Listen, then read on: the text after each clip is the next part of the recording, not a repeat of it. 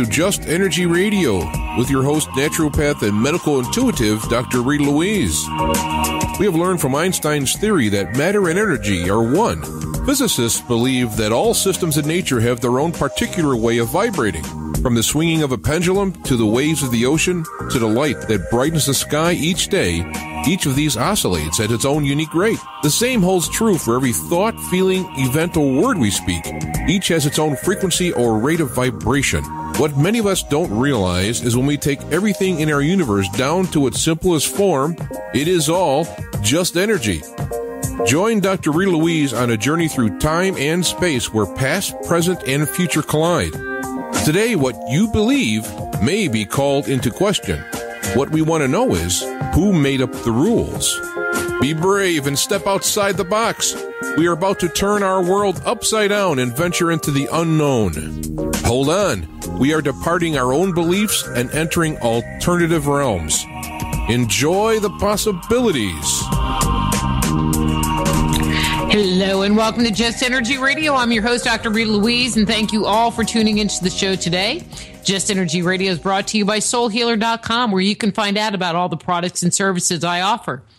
So if there's stuff going on in your life, you need some guidance, you need some help, you need some direction where to move forward. Perhaps you have a health issue or a relationship problem, or whatever is going on in your life, give me a call, drop me an email, and we can set up a time for a private consultation. It's also brought to you by the Institute of Applied Energetics, where you can jumpstart your intuition today by downloading their free 50-page guide. That's www.appliedenergeticsinstitute.com. We're going to have a great show tonight. We're going to be speaking with a return guest, Cain Carroll, about creating a spiritual practice. Let me tell you a little bit about Cain and get him on the air. Cain offers a fresh perspective on immediate presence and embodiment of spirit. He shows how the mindful cultivation of 4 everyday activities can be used as a formal practice to develop greater vitality and spiritual awakening. He'll reveal subtle inner nuances of these 4 types of traditional meditation and show how they can be practiced as an inclusive system. See, doesn't that sound mysterious? So please welcome Cain Carroll. Hey, Cain, how are you? Hi, Rita. I'm doing well. Thanks for having me on. Well, thanks so much for coming back onto the show to talk about your new book, The 4 Dignities. Thanks. Yeah, I'm excited about it. So what made you decide to write the book? Well, the book has been something that has been in process for years. I have been working with those different 4 meditations throughout my life. I started in childhood working with seated meditation and standing meditation later, and then walking meditation and lying down meditation. And I was looking for an understanding of how those 4 different ways of practicing mindful cultivation could fit together. So I'd understood that there were used in many different traditional systems of spiritual practice, and many traditional cultures used those 4 positions or thought of those 4 positions as a sort of having a special significance. So I started looking for what I thought of as the origins of those 4, and they have different names in different traditions. The 4 Dignities was the name translation from Sanskrit and Japanese writings and texts that really caught me. The idea of dignity was really something interesting to me. So I started just looking into it in terms of my own personal development and my own personal cultivation, and discovered that I had a lot more to say about it than I had realized, and just started writing notes, and the thing ended up being the skeleton of the book and stuff that I had been teaching for years. And so the book sort of developed on its own in a way. I think some other writers will understand that idea, that you don't necessarily come up with the idea for a book. The book sort of comes up with its own idea and employs you to write it. And that was certainly the case with this book. I found myself working on it, not necessarily knowing I was writing a book until much later. I'm hearing you. I think it's interesting, and maybe you could give a little bit more history about yourself. You said that you started a meditation practice when you were very young. How young were you, and was your family open and supportive of you doing that. Yeah, so the sort of inception of it all happened when I was about 5. And I was in the bathroom with my mother brushing my teeth before bed. And we were just messing around and standing in front of the mirror. And I was looking at myself in the mirror. And it occurred to me that the reflection I saw in the mirror was quite different than how I felt on the inside. And I stopped and said to my mom, I pointed to the mirror and I said, "That's not who I am." And she kind of giggled and she said, "Well, that's right." And I said, "Well, then who am I?" And she said, "Well, that's what you have to find out." And that was sort of the inception of what I would call the sort of spiritual unfolding. And she had been practicing meditation for many years, and there was always that happening in our home. She would practice meditation lying on the couch. And so for as long as I could remember, that was a part of my home life. And as I got a little bit older, at about the age of 13, I started in wrestling and judo, and that included a meditation component, as the judo was happening in a Japanese cultural center, and we had a component of visualizing our moves and calming and clearing our mind before matches. And around that time, my mom started teaching me her way of understanding meditation, which was much more somatically based. And so she was really my first teacher and ended up being really my primary teacher as I got older, and in my 20s really started traveling a lot and pursuing yogic practices and spiritual cultivation seriously. So I traveled to India, Nepal, and China, Thailand, Tibet, South America, studying with Buddhist and Taoist and Indian yogic teachers. And all the while my mom was there as a teacher as well. And so in a way, these 4 practices were things that I had exposure to from various different traditions and different applications. For example, the standing meditation I learned was part of a martial arts system in the Chinese tradition.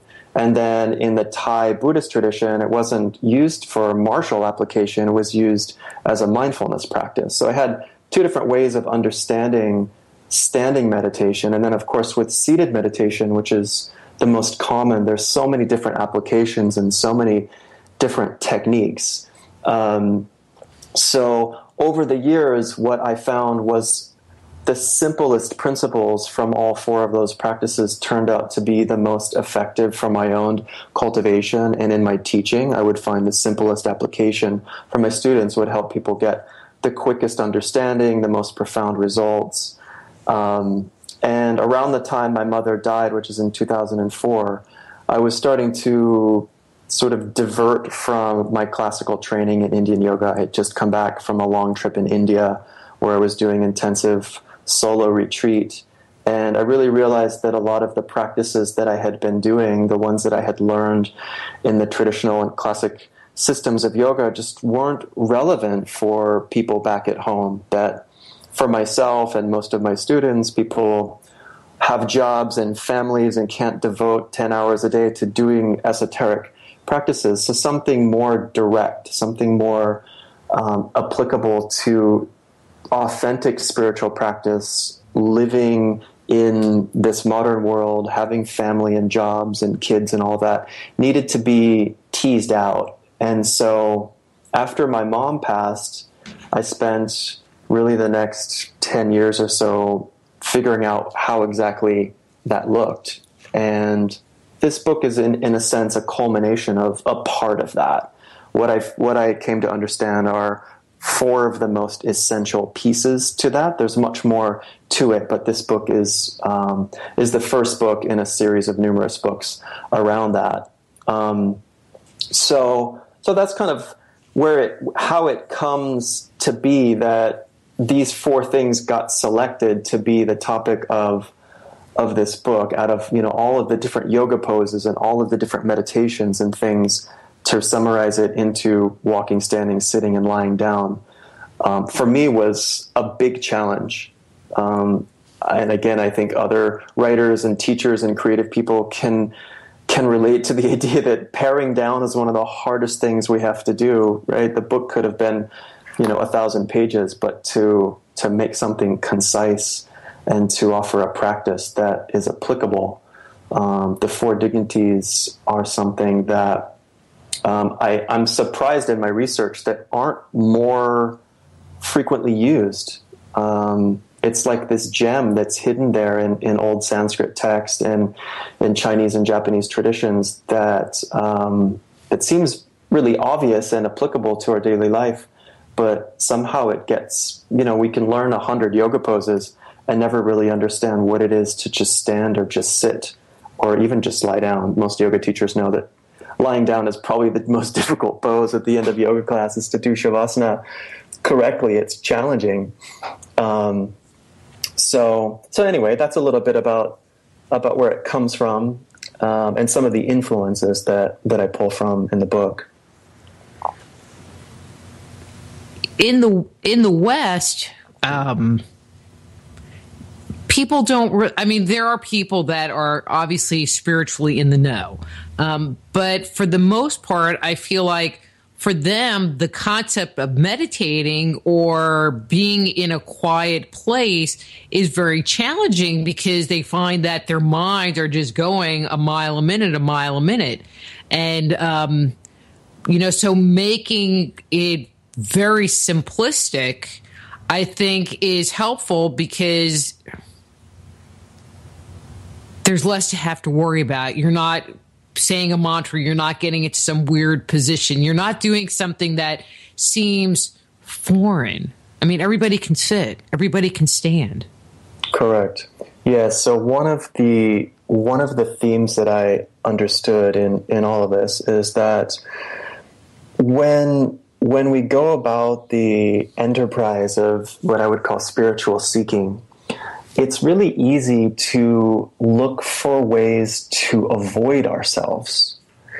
Mm-hmm. And complexity is one way to very easily avoid ourselves. And so is working with something that we would consider esoteric, right? Whatever it is that's not sort of native to your culture, your upbringing, ends up having some kind of interest in being esoteric. So you could use the complexity of learning breathing exercises, pranayama exercises, and there's hundreds of different ways to work with the breath. There's hundreds of different visualizations and mantras. And they're all essentially aimed at getting you to face yourself. And ironically, they can all be used as forms of what I would call spiritual escapism, that we can learn 100 yoga postures and perfect them, but never actually face ourselves.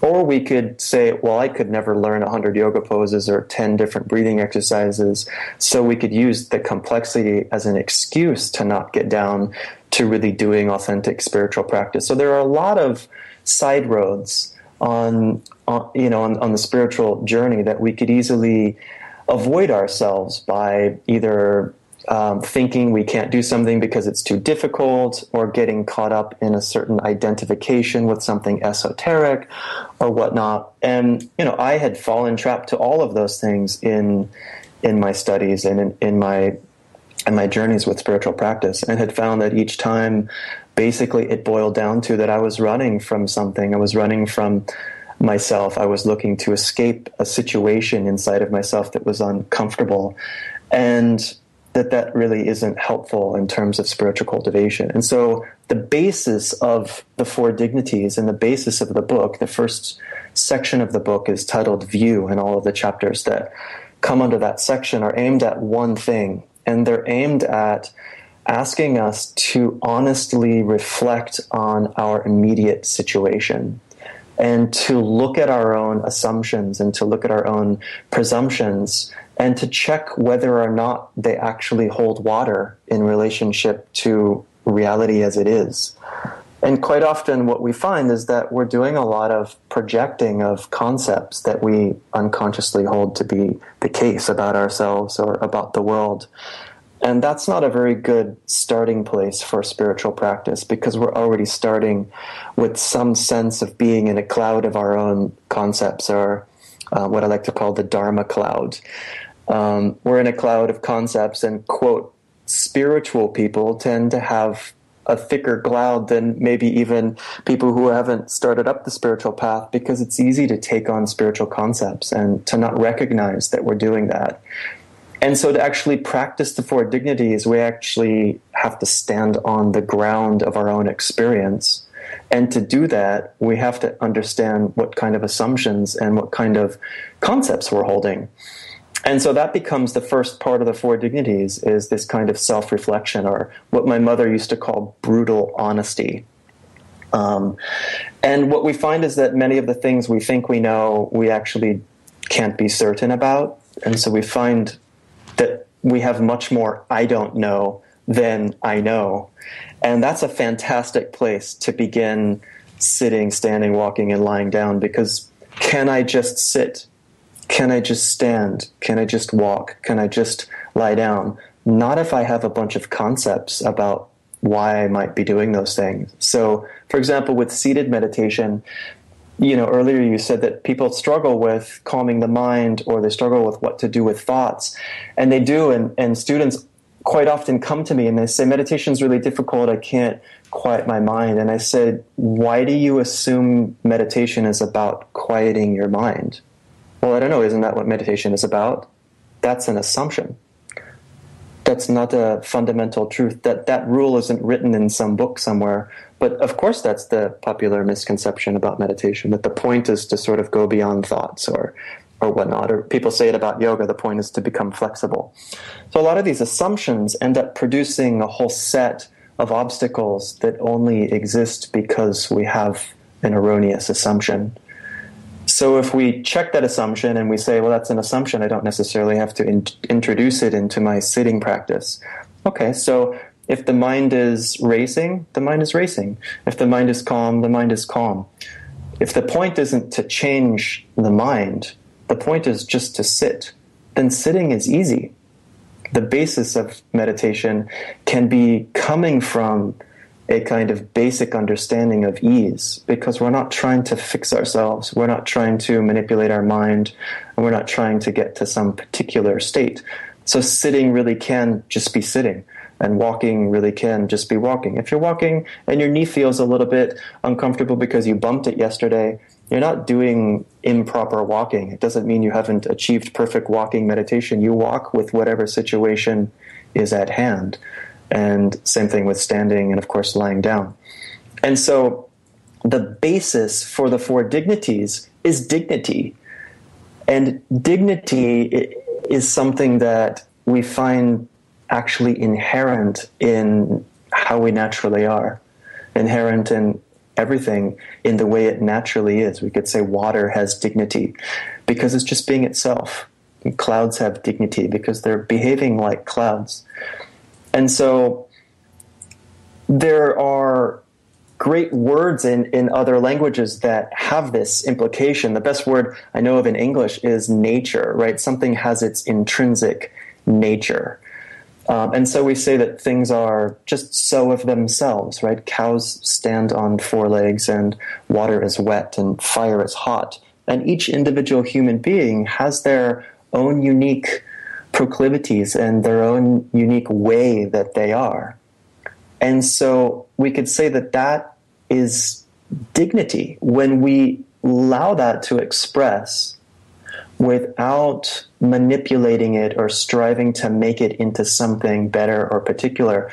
Then we actually can start to practice what we could think of as authentic meditation, because we're not trying to get anywhere.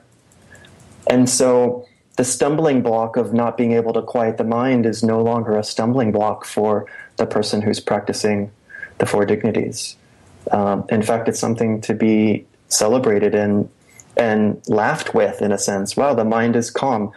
Great, let's see how that feels and how long that lasts. Or the mind is racing. Well, that's fine. Let's see how long that lasts. Of course it doesn't last. The mind oscillates between being in a state of relative calm and being in a state of having more thoughts based on what's going on or what happened the day before. And that's not a limitation for the spiritual practitioner. That's just the way things are. And so it's quite liberating to start spiritual practice from the understanding that you're actually fine from the beginning. In the book, we talk about this as the principle of intrinsic wholeness.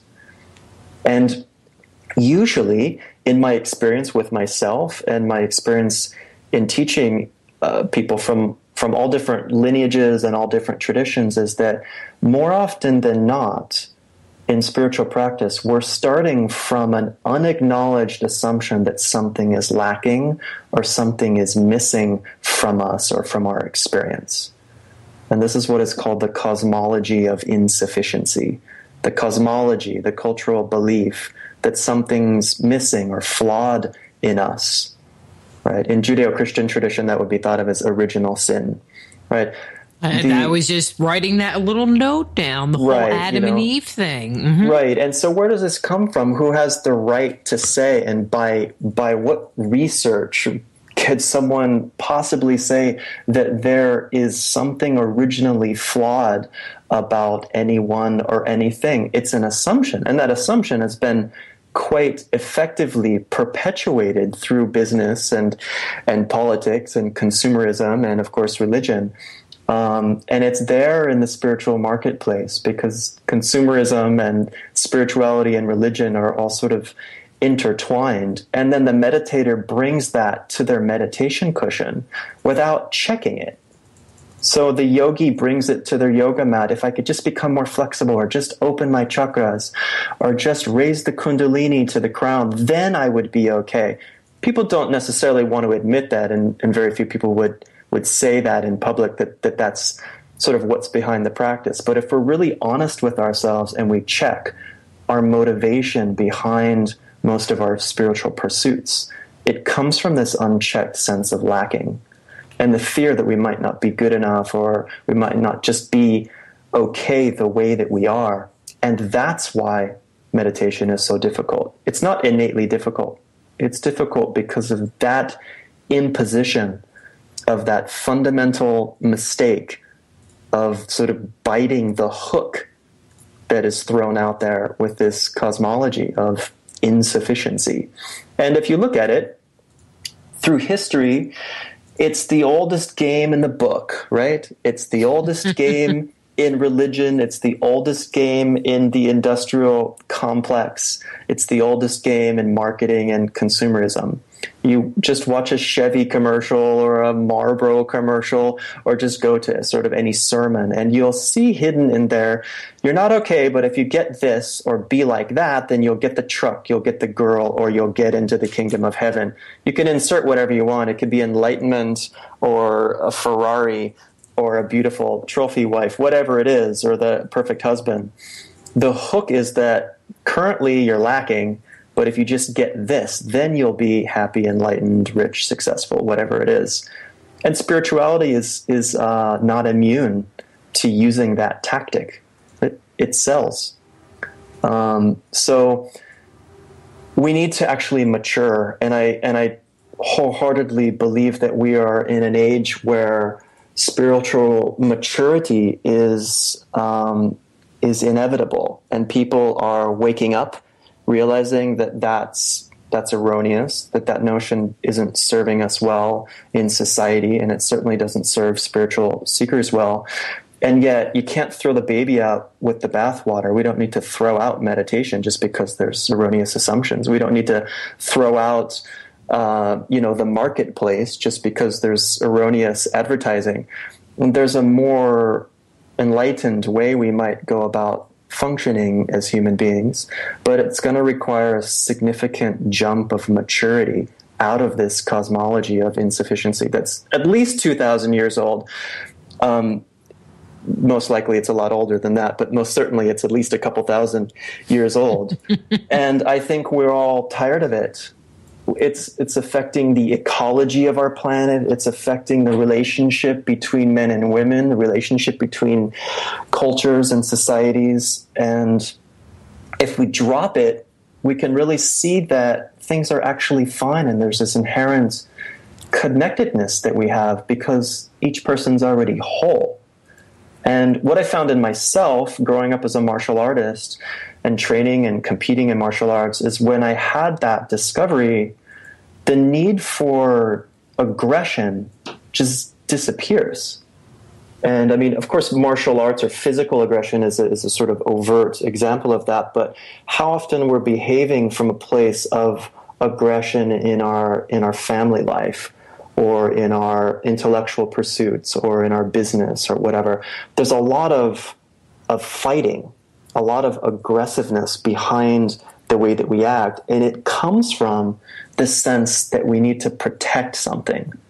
We're protecting this sense of feeling a lack.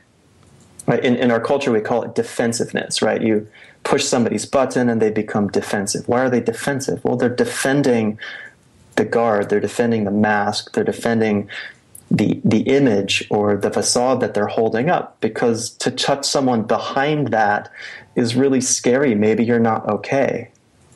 But when you realize that you're actually fine from the beginning, then there's no need to uphold that, and aggression's really not necessary. We see it show up, in society in a big way when we look at things like fundamentalism, right? If you push someone who holds a very strong belief, they have a very strong attachment to a particular concept, and you push that concept, then you get a large aggressive response defending that concept. And it really struck me one time that happens across the board when I was talking with kind of a panel, and we had someone who was very religious on one side and someone who was a devout atheist on the other side. And I saw those two going head to head arguing, and I saw the energy in the room basically turn to violence, not physical, and the atheist was violently arguing the point of atheism against the fundamentalist who was violently arguing the existence of God. And the two were basically about to punch each other. They were yelling, and I thought, fundamentalism is fundamentalism. Whenever you attach yourself to a concept and you're willing to defend it, and you're willing to get angry and get violent about it, then that concept owns you. That concept is going to be the thing that you are using to hide behind, to hide the fact that you don't really know. That a lot of the big questions are questions, and perhaps they don't need to be answered. But you sort of lose some aspect of your dignity and your humanness when you hide behind those concepts. And for meditators, one of those concepts is that you're not good at stilling your mind, and it doesn't mean you're bad at meditation. It actually might mean that you're just honest. And that is the gateway into what I would call authentic spiritual practice, is that honest admitting sometimes the mind just goes crazy. That's fine. One of the things that you were talking about earlier and kind of through this whole thing was about using your spiritual practice to get to know yourself, to separate out who you are from what you're told you should be. In your experience in working with your students, have you ever encountered, or even yourself, anyone who has gone through this practice and actually dove into themselves and uncovered something so terrible or so horrible? And I don't, okay, there might be someone that there might be some level of abuse that they blocked out. But for the most part, do people normally uncover really scary things, or do they just realize that they are who they are with their flaws? Well, I would say that most of us do discover quite painful things about ourselves on a couple different levels. And there's an old joke in the Chinese Chan and Japanese Zen traditions that basically says that the student comes and says, I'd like to sign up, I'd like to start the spiritual path, and the teacher says, that's a really bad idea, I don't recommend it. And the student says, well, why? And the teacher says, well, because the medicine is very bitter and you're looking for sweetness.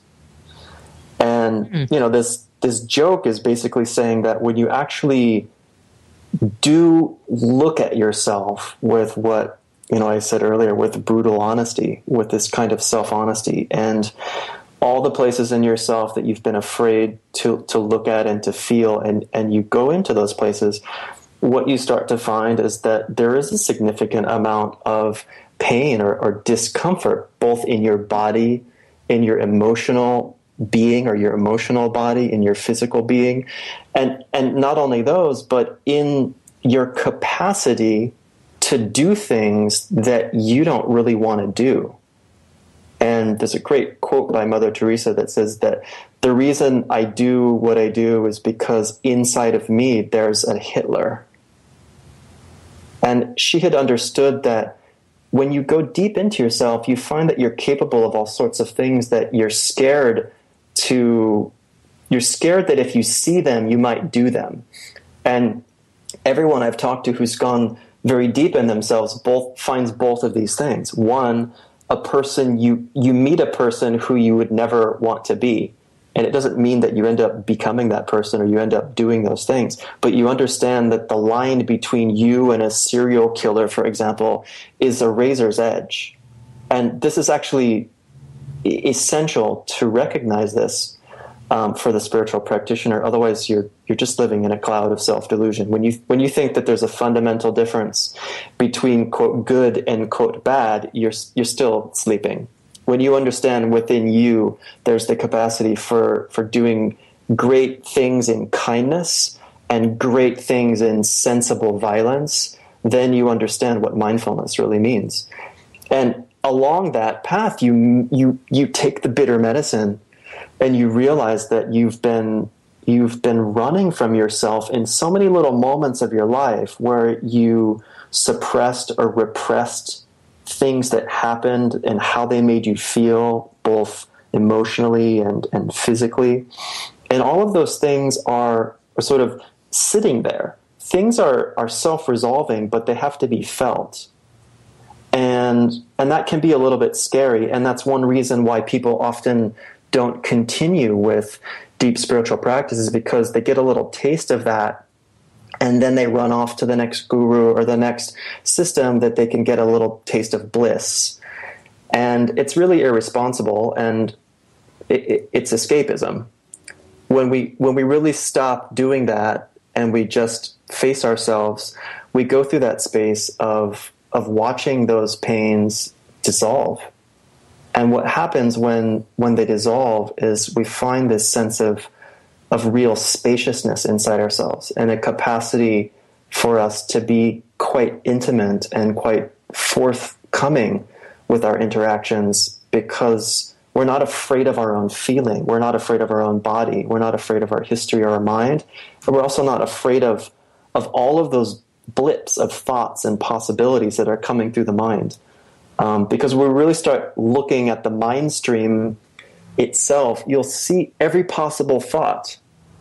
And it freaks people out sometimes when they see, wow, there's a thought, I love that person, I also hate that person. Wow, that's beautiful, I also want to destroy it. I mean, I'll share on the air, this might sound kind of weird, but I remember distinctly, as if it was yesterday, I was crossing the street, and a woman was crossing the street facing the other direction. This was years ago. And the first thought was, wow, beautiful. And I felt the sense of care, like I would want to protect her and that baby if something were to happen. This is happening in like a blip of an instant. And then just after that, I felt the opposing thought was this thought to want to destroy something that's beautiful. And I realized in myself, that's totally natural. The polarities always arise as a composite. Good and bad co-arise. And there's no problem. When you're awake in yourself, you understand just because those possibilities are there, it doesn't mean you act on them. And I realized after that is what Mother Teresa meant when she said that about that there's a Hitler inside me. What does that mean? I couldn't quite really get it on a deep. I got it intellectually, but I hadn't understood it personally. And when I had that moment with the mother and the baby, I really understood it. And since then, in my practice, many things occur that are quite startling. But the difference between that and action is something else. That thought and feeling and action don't necessarily coincide. We might feel an intense emotion, and there's no action to take. And when we understand that, we stop being afraid of these suppressed emotions and the repressed sensations, and they all clear up of their own. The body heals itself. The mind sort of is self-cleansing in a sense, kind of like a sky, right? The clouds come and go, the weather comes and go. We're not always trying to make it a sunny day. A meditator lets the weather come and go through the mind, and the sky always clears itself. And so I found in my own self-healing practice, working with people, I get a lot of students and clients that have tried healing from very different methods and conventional medicine or whatnot. And quite often the thing that actually allows them to heal is this exact thing. Is sort of what the ancients called taking the bitter medicine. As they face themselves, often people have a bit of a breakdown, or they really realize they've been harboring a lot of pain in their heart or in their body. And then quite effortlessly, that flows through them, kind of like as if a bunch of leaves were stuck in a river, and then they get unstuck and just flow down the river, and the river clears itself again. That happens to the body and the mind and the emotional body. And I've had many people who've had nightmares their whole life, or extreme anxiety or panic attacks. Once they have that realization, it can happen in just an instant. The panic attacks stop, or the insomnia stops, because what they were not facing and afraid of was the thing keeping them up at night, or the thing producing the panic attacks. And once they faced it, and they realized it's really not that big of a deal to feel that kind of discomfort. The heart is huge. Our capacity to feel and to love through it is immense. And they weren't destroyed by it. They didn't get taken down into this abyss of darkness. They're just fine. And so it can be that quick in just one instant. And I've had other students, it's taken them a couple of years to muster up the courage to face themselves. And, in the book, I have a little test, for spiritual seekers and for all of us. When we think we've really faced ourselves, there's an easy test. Just sit down for 1 hour a day, 7 days a week for 7 weeks. So that's 49 days. Don't visualize, don't chant a mantra, don't do any breathing techniques, don't do anything in particular. Just sit down. Can be in a chair, can be on the floor, it doesn't matter. You don't need any special props or anything. Just sit down for an hour. Don't do anything in particular. There's no intent, nothing. You're just sitting there, you're being with yourself. 1 hour every day for 7 weeks. And see what comes up. See who you really are. See what your experience is really like in your body, in your mind, in your heart. And it's really telling whether or not we're really being honest with ourselves. And it's so simple. It's kind of like the 1,000-pound gorilla in the room. It's so simple, but we trick ourselves. We think we have to learn fancy techniques, or, I fell prey to it too. I thought I had to fly to India and China and Tibet and hike into the mountains in Nepal, all to just learn to face myself. That's the big secret. Face yourself, right? And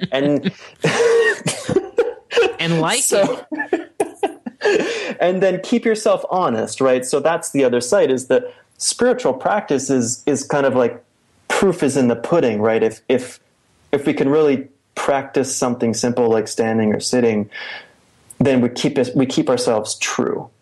So that's basically, what the old Zen teachers said: don't stain your innate enlightenment. Practice every day, because it's just too easy to fall into self-delusion. So we have self cultivation as a way to express our innate wholeness, not as a way to get it, but as a way to express it. And so what I love about the idea of the four dignities, and what probably really inspired me to write the book, because, as you know, writing a book is difficult, and it's much easier just to talk about it. But to sit down and write the book, what inspired me to do that is the idea that we can introduce these four simple ways of expressing your innate wholeness, or as the old Sanskrit texts say, to express your innate enlightenment. The mirror is innately reflecting, or the window is naturally clear. Let it be clear. The human being is naturally awake and luminous. Let it be. There are a lot of people that believe that they've dealt with their issues. You know, they have a relationship that ended. They had problems in their childhood. But as an adult, things aren't so good. You know, they might be experiencing physical issues. They might be experiencing a lot of stress or strain, or, whatever word you want to put on it. In order for them to move through that energy, do they have to face their demons in order for them to be released and for it to heal? Or can you kind of skirt it? Well, so I think it's important to differentiate between what I would call spiritual therapy and meditation. So in the approach of using therapeutic methods to heal, we would need to look at it based on which method we're using and what view. So, a lot of times people have, quote, gotten, they've faced their issues or whatever through some sort of talk therapy or some sort of psychological counseling or something. And all these methodologies have their place. But in the practice of meditation and self-cultivation, it's not important to gain a kind of understanding or to sort of get beyond something. The only thing that matters is actually feeling and having full intimacy with our direct experience. And this is a big mistake to mix schools of thought. And this is essentially what happens with spiritual materialism, is that we take the model of that we need to fix ourselves, and we bring that assumption into spiritual practice. And that's not at all what spiritual practice is genuinely about. It is about feeling and having and embracing our direct experience. So I don't necessarily think we have to sort of face our demons and resolve them or sort of get over anything at all. But what is our experience actually like? And when we start to be able to sit and be intimate with our direct experience, we realize that it's actually self-resolving. Everything in nature has this self-resolving quality to it, because everything in nature is moving at this frequency, right? We know that it's something like 10 to the 88th power per second, based on the flickering or the movement or the waving or whichever sort of quantum expression you want to use. But everything is flickering at super, super, super fast speed. And that is what's called the law of change, right? That's what the I Ching is based on. That's what a lot of old systems base their whole understanding on, is that things are constantly changing. Changing means that there's total transformation at the smallest level of existence. And since that's what body and mind are, we understand that body and mind are constantly changing, self-resolving. So we could use a macro example and say body and mind are like a river. If the river is allowed to flow, it self-cleans. If you dam it up, it starts to collect. And once it starts to collect, it makes a lake or a pond, and then all sorts of things grow. And pretty soon the water is kind of muddy and you can't see through it and it smells weird.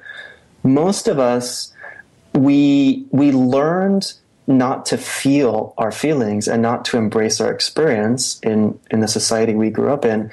And so we started harboring those things. And then we attacked it with therapies that hold the assumption that to be whole, you have to sort of get rid of those things. And that's not the assumption in spiritual practice. The assumption is to let them experiences, that is, to let them be, to let them flow. And they flow along on their own. And it seems counterintuitive. And a lot of times people come to me and they say, it can't be that simple. I've spent $50,000 with my therapist to sort of get over my childhood trauma. And then they do some simple practice like this. And they find that the result of childhood trauma, whatever that was, which is, let's just say it's getting in the way of them having a fulfilling, healthy, intimate relationship with their partner. And they've tried so many different things. This is a true example that's happened many times with students. Once they learn to relax and just feel what it is that comes up around that stuff when it comes up, and to do really nothing about it, not even understand, all of a sudden their heart starts to free up. The pain moves along, the fear of intimacy moves along, and they're able to just naturally be more fulfilled in relationship without making a big deal of it. And so I don't claim to know how that happens, and I can't give any sort of timeline on when that might happen, but I've never seen a case of someone who's done authentic spiritual practice for whom things like that don't resolve. One of the big hookups is when people hear the talk about that things are self-resolving, they want to know when. I had one student said, okay, I've been studying, we were on retreat for a month in Costa Rica, and this student had a difficult time with one of the joints and had surgery and different things. And so they were working with healing the joint, and their question was, okay, when is it going to self-resolve? And I said, okay, this person's question is something we all need to be aware of, because we all have a habit of doing this. We want to put pressure on the situation. That means you're not actually feeling that part of your body. You're waiting for the pain in that part of your body to go away. And that's a mistake. That means you're not being intimate with it. And that's quite often what we do with whether it's childhood trauma or just the challenges of being human and the things that affect us or hurt us in relationships or in life, is that we actually are waiting for them to go away. We want to be done with them. And that's the reason that they stick. And so in the practice of the Four Dignities, we have to treat all of those experiences with respect. Maybe Rumi says it best when he talks about inviting everybody in, right? Open all the doors and windows and invite everybody in for tea. Means whatever your experience is like, treat it like a guest. If pain comes, serve it tea. If happiness comes, serve it tea. If, whatever it is that comes through body and mind and heart, whatever that is, be a good host to it and watch how it self-resolves, like clouds dissolving into the sky at sunrise. And so in a sense, there's nothing I can say or any book can say to convince people that this is the case, and nor would I want that to be the case. We all have to come to our own understanding that this principle is just operative in nature. Nature is self-resolving. It's self-cleansing. And part of that is tragic. Part of the way that nature is self-resolving and self-cleansing is that things don't stick around, right? We call that death, but nature doesn't know such a word, right? When the sun stops existing as a sun, I think it has like 4 billion years left or something. I think its total lifespan is something like 7 billion years. I'm not a scientist, but its lifespan is limited. Let's say it's got 4 billion years left to live. Well, at some point, it's no longer going to be what it is. It'll turn into a supernova and then maybe a black hole or who knows what. So even things that last a really long time transform into something else. That's self-resolving. Right? So in a sense, we don't need a therapeutic approach when we endeavor to do deep spiritual cultivation. Now, I should give one caveat, and this is what I always tell people, is that if you can't get out of bed, you can't hold down a job, you can't feed yourself or bathe yourself. You're in that state of that level of unhealthiness in your emotions or in your mental state, then that's the time to sort of get yourself to a baseline. Then you seek whatever therapeutic modality will help you get to baseline state of what I would call basic sanity. Means you're eating, you're sleeping, you're providing for yourself, you're not harming yourself. So in this way, we need to be responsible with spiritual practice. So if somebody comes to it from a place where they're really, really suffering with a kind of mental or emotional or psychological pathology that's debilitating, then we don't want to think sort of meditation is going to fix all their problems. That's irresponsible. So the baseline is you can hold down a job, you can feed yourself, you're bathing, you're eating, you're sleeping. Life might not be that great, but generally you've got the basic needs happening. Then you go into this idea of facing yourself. And most of the big things, we find that they open and resolve without much of a big deal. And a lot of times we don't even necessarily understand them. We've had people who didn't realize that they had sexual abuse, for example. They remember it, feel all there was to feel around it. It sort of moves through their body in terms of the places in their body that they were contracting or holding. It moves through their emotional body. They have emotions about it, cry or whatnot. But it all has this sense of it's on the backdrop that it's okay. And they might not even understand it or remember clearly what happened, and it's not necessarily important. But what happens is that they feel a sense of freedom in their body, freedom in their heart, and then it shows up in their life. They see it in their relationships and in their work. Because I think one of the big obstacles with spiritual practice or with self-healing things is that we have to know so much. People often think they have to know so much about diet, or they have to have a master's degree or a PhD in psychology to understand how the human mind functions or whatnot, or they need to hire somebody who has that type of training. And each of us have this innate wisdom and this innate knowing. It's in the body that is self-healing and self-resolving. Well, let me ask you this quick question. Yeah. Looking at the clock, okay, we should be good. We're talking about letting go of, I'm going to say trauma, just to make it be very generic. Sure. Is this something that we just hold on to it on a mental level in our brains and our thoughts and emotions, or does it get trapped in the physical body as well?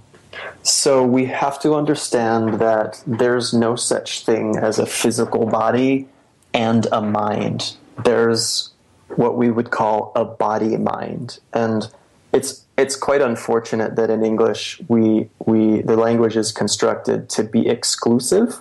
So it sounds bizarre if I say body-mind, but we know now, all of the old spiritual traditions say it, and it's built into the language of Sanskrit and Tibetan and classical Chinese, that body and mind are one thing.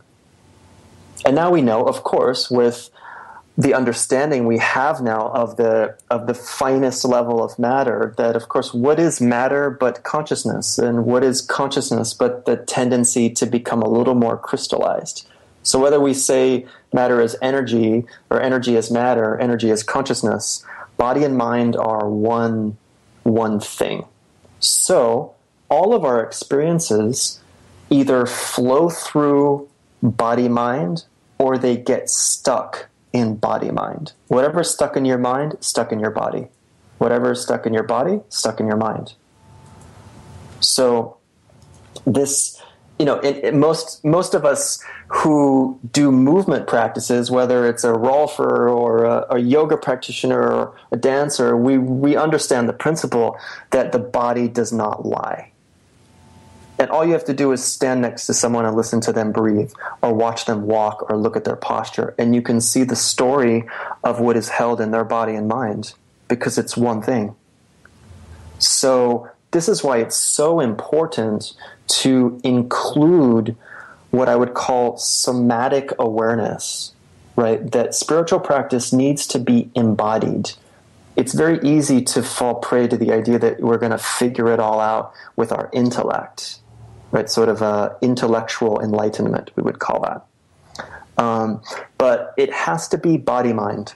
And this is fundamental to the idea of the four dignities and of meditation, is that body-mind needs to be one complete whole experience. Thoughts, emotions, sensations, all, we realize those are all constantly changing aspects of our experience, and they're one whole. If we separate it up, we sort of lose our humanity.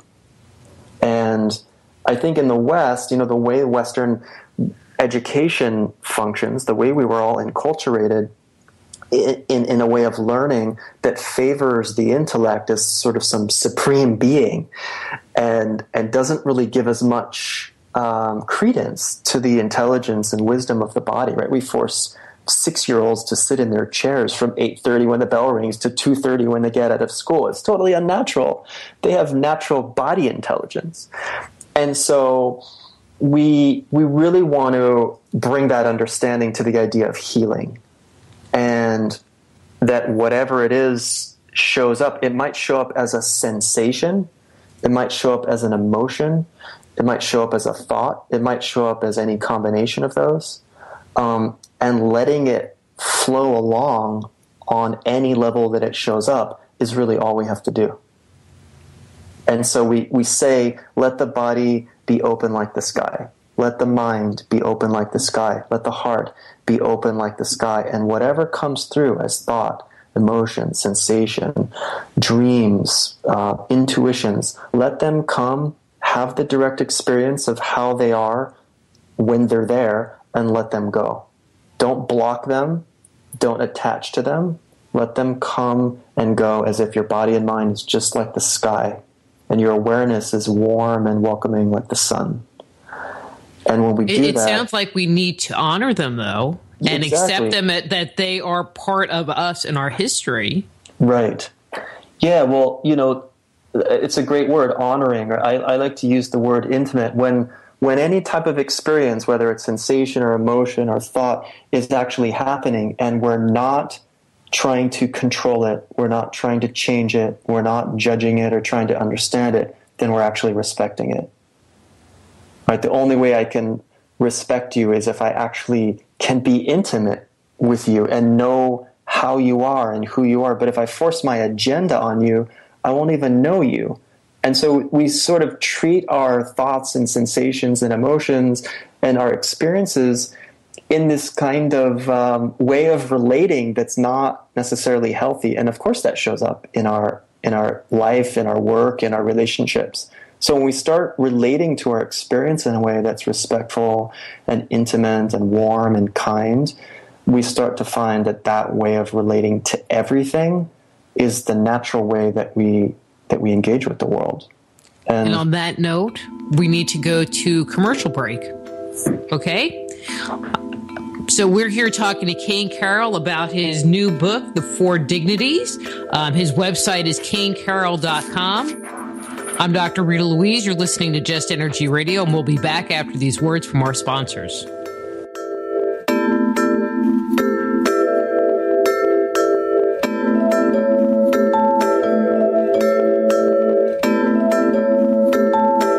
Just Energy Radio with your host, Dr. Rita Louise, will return right after these messages.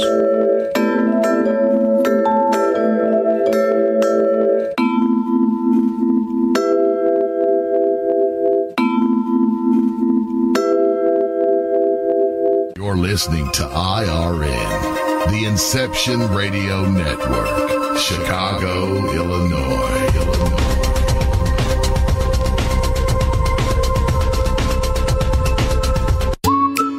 Are you looking for a cure for boredom? Never worry. IRN's new interactive website introduces a number of ways to pass time while you listen to your favorite show. Choose anything from the IRN Chat Lounge, the Game Lounge, Video Lounge, or the Mood Lounge. These fun, exciting features let you chat in real time with fellow listeners, view live skywatches, play daily posted online games, or pick a show based on topic. The choices are endless. Use your time wisely, keeping it all on IRN. Who were the gods of antiquity? They've been described as the forces of nature, levels of consciousness, and aspects of our psyche. Stories that depict their incredible weapons, their flying machines, and their amazing adventures are characterized as being the product of our ancestors' fanciful imaginations. But what if the tales of the gods are true? Did the writers, chroniclers, and scribes of our distant past actually document a realistic view of our origin? My latest book, Man-Made, The Chronicles of Our Extraterrestrial Gods, looks at our most ancient legends. Learn of the torrid romances, elaborate plots, violent scandals, and conspiracies that played out in antiquity. Find out the role the gods played in the life and culture we have today. If you want to find out the truth of who we are and where we come from, order your copy of Man-Made today. For more information, go to www.manmadethechronicles.com. That's www.manmadethechronicles.com. Hello, Inception Radio Network listeners. This is Amanda. Remember, you can take your Inception Radio shows on the go. Just download the Inception Radio Network app for your iPhone, iPad, or Android smartphones and access live shows, past shows, guest lineups, and much more. Just visit the iTunes Store or the Google Play Marketplace and download it today for free.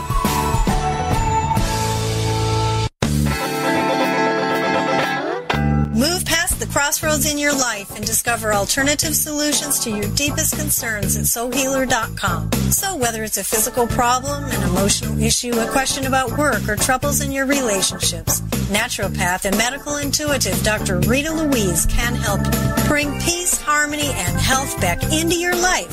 Schedule a session today. Visit soulhealer.com right away and live the life you've been dreaming of. You didn't forget what's coming up tonight, did you? Hi, Inception Radio Network listeners. This is Amanda. Never miss that interview you were looking forward to or the show on your favorite topic.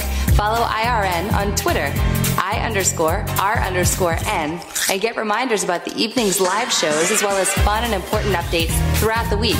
That's I_R_N, and never miss a great show again.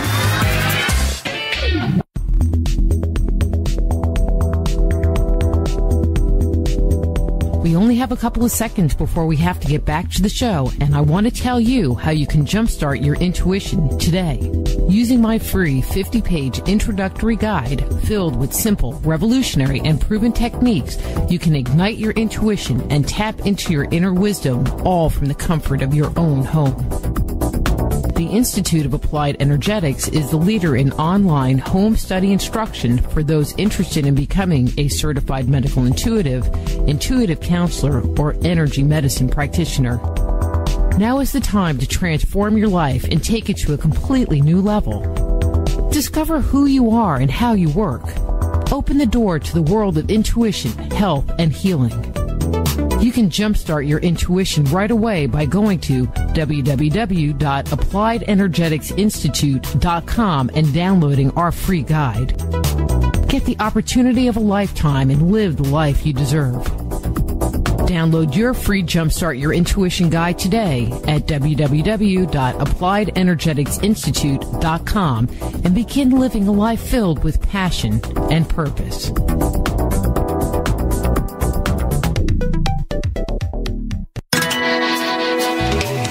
Computer? Is your internet connection down? Don't worry. Use your trusty cell phone or landline and call into our listen line at 401-283-6700 to listen to the Inception Radio Network 24/7.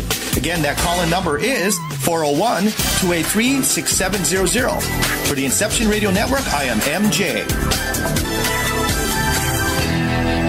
Go deep inside yourself and venture into the realm of the unconscious mind with my Meditating on the Kabbalah guided imagery audio CDs. Discover who you are and what you want in life. Meditating on the Kabbalah can help you to open, clear, and revitalize the energetic pathways of your subtle being. They will support you in your spiritual quest by helping you to access the profound insights and inner guidance you need as you work in alignment with your highest good. Let them help you to release negative thoughts and emotions and clear away any limitations that may be keeping you from experiencing your full potential. Walk down the path to health, healing, understanding, and enlightenment with meditating on the Kabbalah.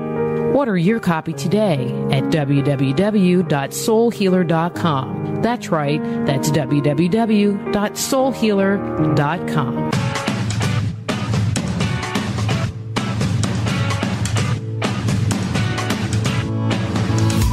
Hello, Inception Radio Network. Would you like your favorite show to be played again live on air? Well, now the choice is in your hands with IRN's live request portal, an easy way to request your favorite show with a simple click. IRN's live request portal now gives you exclusive access to all the shows. How easy is it? Simply type a show name or a guest name, click request, even write a dedication message, and that's it. Try it now. Simply visit InceptionRadioNetwork.com, click on the live request tab under the show menu. Now playing your favorite show is just a mouse click away.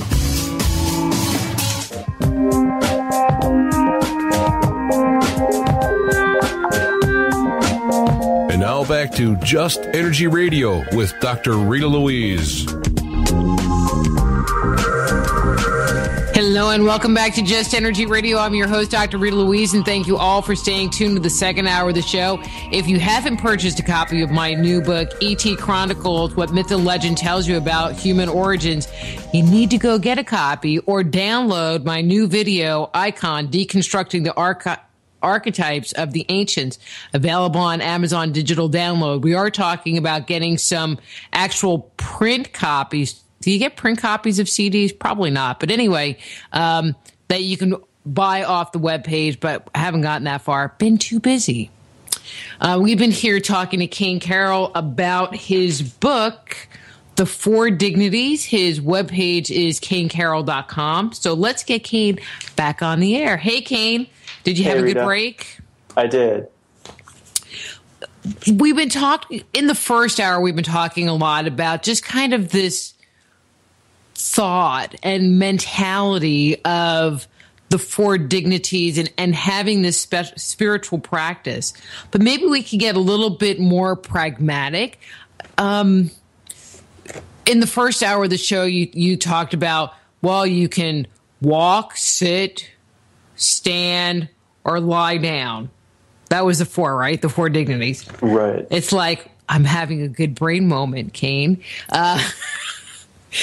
And I'm sure everyone listening is going, but I sit all day and I don't feel spiritually energized. So what do we need to do as we can go through each one, obviously individually, because I'm sure they're very different, to maximize and to utilize these four disciplines, because they are things that we are already doing every day.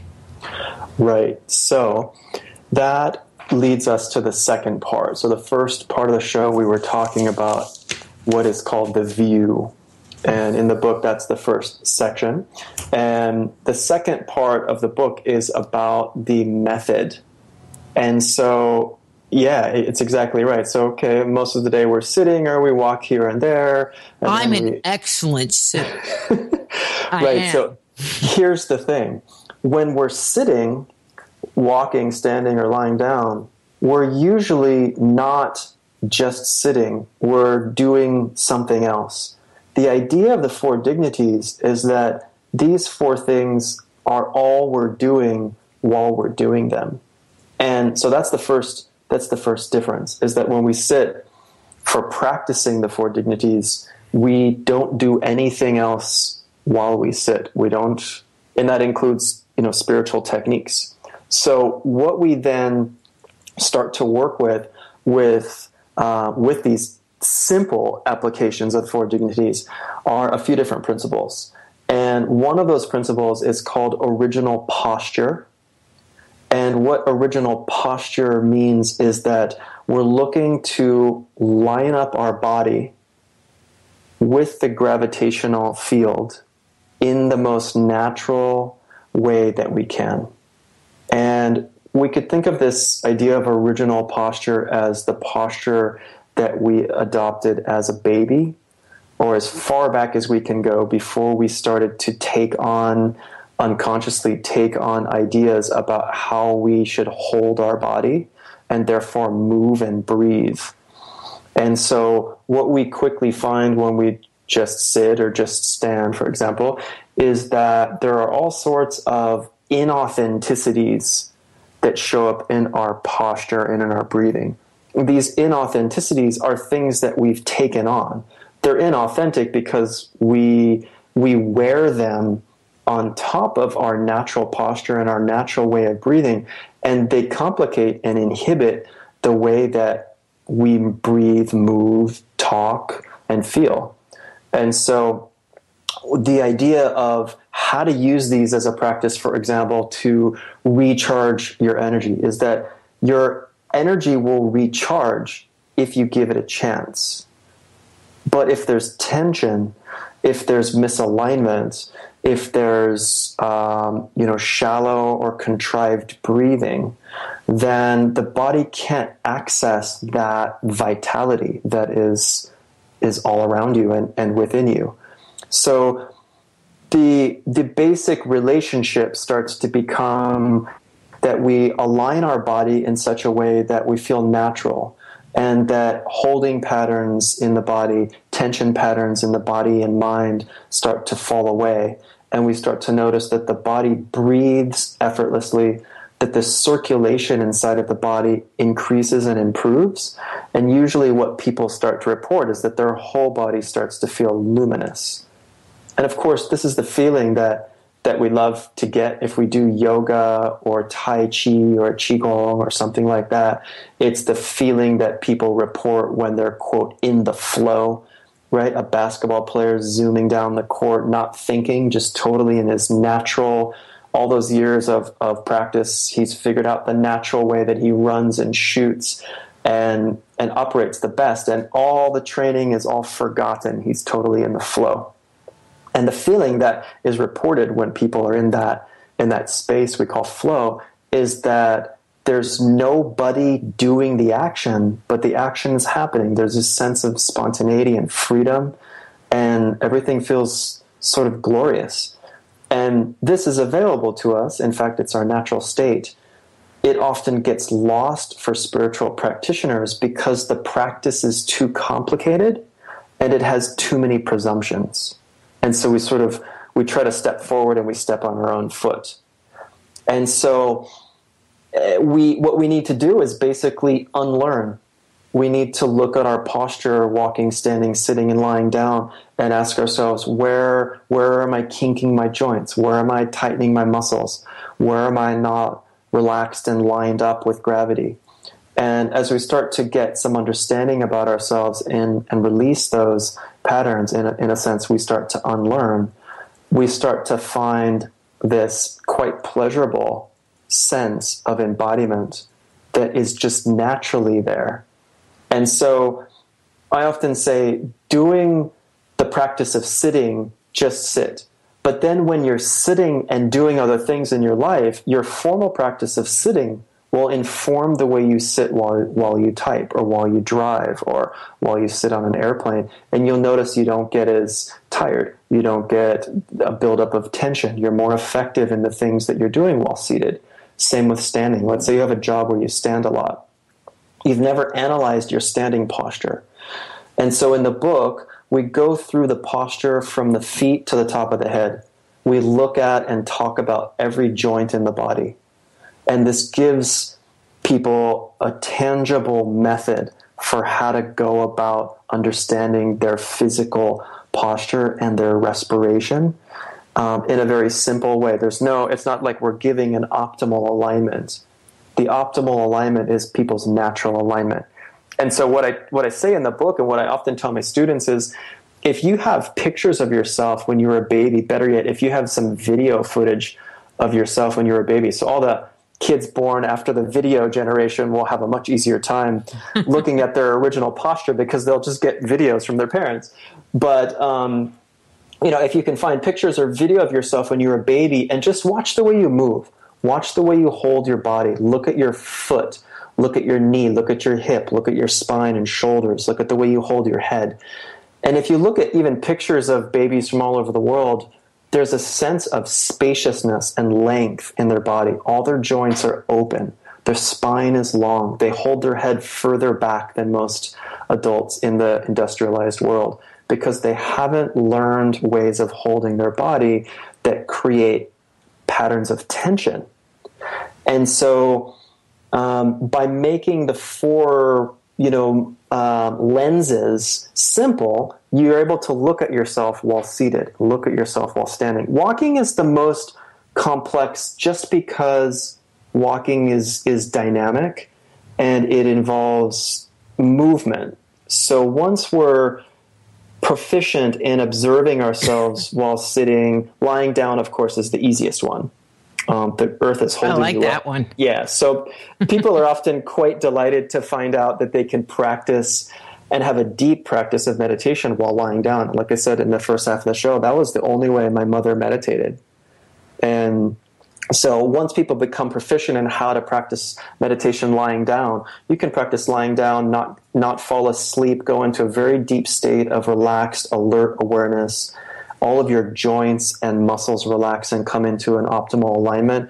And an hour or so of doing that recharges you. It's like you slept 4 hours.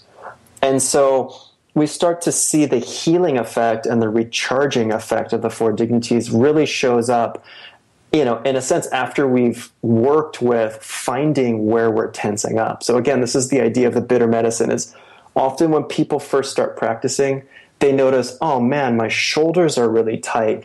I'm clenching my jaw. What a catastrophe. All of this tension I now realize I'm holding. But until you can feel it and recognize that you're holding it, it's kind of like it's always there. And once you can feel it and understand how to regain your original alignment and your body starts breathing again naturally, you feel fantastic. And then just maintaining it. So you'll notice, okay, you had a stressful day at work, you accumulated some stress and tension, you figure out where that's being held in your body, you relax and let it move through you, and it doesn't stick. And this is fantastic news for the self-healing and self-regenerating functions of the body. I like to call it the thrive response, is that when we just get our posture and alignment to link up, then nature does the rest. In a lot of the old traditions, this is what is called the composite of heaven, earth, and human being. And I just love this idea that the old traditions, whether they're old shamanic traditions from South America or anywhere in the Americas, really, the native animistic, shamanic-based traditional spiritual practices from almost everywhere in the world thought of the human being as a part of this composite, that heaven, earth, and human being make up what we are, make up our body. And that when we line up our body with those other two aspects, then the vital force or the pure healing energy, the creative force, flows through us in a way that gives us this sense of, it feels quite pleasant to be in our body, and it kind of dissolves tension much easier. And so this idea of being like a pillar, or the axis mundi, I think it's called in Latin, this idea that our body first has to know how to relate to gravity, and then it has to know how to relate to what's above our head, and that means our spine is long and we're rooted down into the ground. And so lying down is the easiest way to root down on the ground. You just let go and lie down. But I've had so many people report back to me when they just try to lie down and let go, they either click off into sleep or they find out that they really can't surrender. And it's so interesting that one of the, quote, easiest of the four dignities can be actually quite challenging. But when we learn how to relax, surrender our weight into the ground, we almost start to feel buoyant. People often tell me, my body disappeared and I couldn't feel the edges of it, and it felt like it was just empty space that was kind of bright and warm. And I say, well, yeah, that's what the body actually is. That's what the mind actually is. Ask a quantum physicist. They'll say it's just energy, right? That's right. It's all just energy. Right. And so for me, the coolest thing is that is accessible as our direct experience. Because the idea of it is fantastic. And I don't find many people who would argue with the idea that it's just energy, right? But what is that like as our direct experience? And what is it like if we can live from that place in everything we do? So walking, standing, sitting, and lying down is kind of code for all the time, right? That's kind of the hidden meaning behind the four dignities. It was, in Asian traditions, they often use the term the 10,000 things, right? And what they mean by that is everything. So the four postures just say that pretty much everything we do in our life happens while walking, standing, sitting, and lying down. And I often ask people, is there anything you do that doesn't happen while walking, standing, sitting, and lying down? And people say, swimming, skydiving. There are very few activities that we do on a daily basis that don't happen while we're also doing one of the four dignities. So if we infuse the posture that we're in while we do other stuff with this sense of access to the field of vital energy, then we're literally infusing everything we do with that kind of presence and that kind of potency.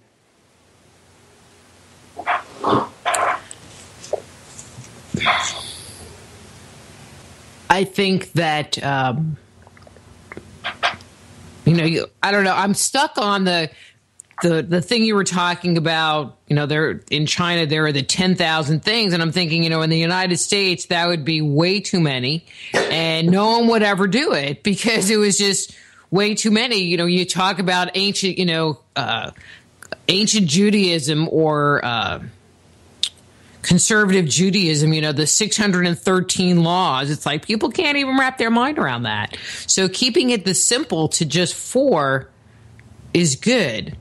And I never thought of lying, where you just lay in bed and are quiet with yourself as being a meditative place. In that way, I always thought you needed to be sitting, not necessarily in a lotus position, but sitting, trying to meditate. I mean, I think that's where people really get stuck, is in the trying, because we're always taught we need to try versus just be. That's absolutely right. Yeah, I mean, that might be the only mistake or the only obstacle for spiritual practice, is that, ironically, if you try to do it, you step on your own foot. And if you be it, it's naturally the case. It's the darndest thing.